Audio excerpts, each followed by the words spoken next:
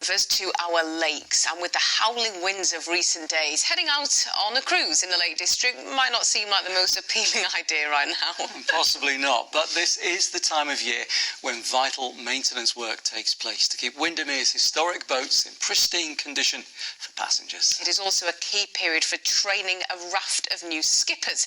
Andrew Misra has been on board for us. Windermere reverts to its quieter state in the winter.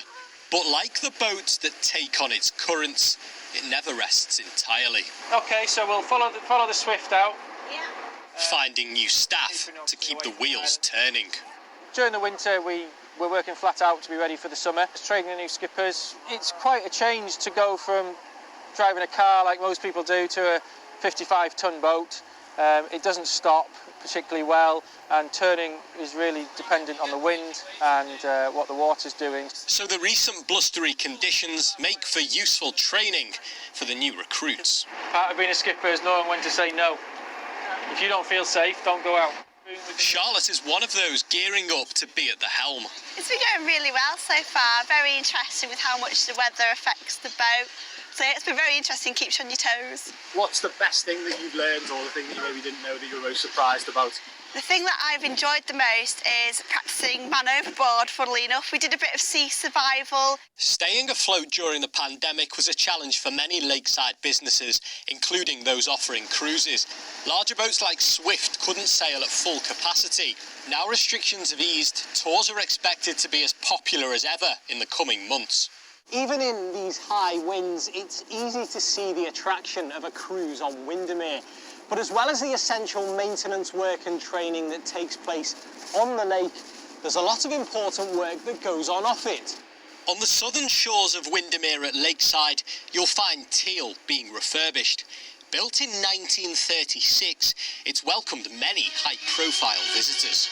At Waterhead Pier, the motor vessel Teal waits to take the royal visitors down the lake. In 1956, the Queen and the Duke of Edinburgh sailed in Teal on their way to Bowness. And the most important passengers she has ever carried. It wasn't a one-off either.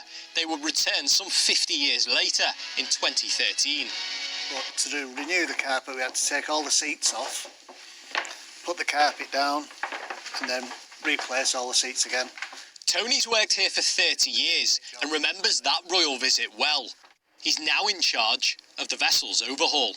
All the people who work on the boats in the summer, like the mates and the skippers, work on them in the winter, so they have got pride in the job with the painting and doing them up. This sort of work is done every 2 years when the vessel comes out of the water for inspection.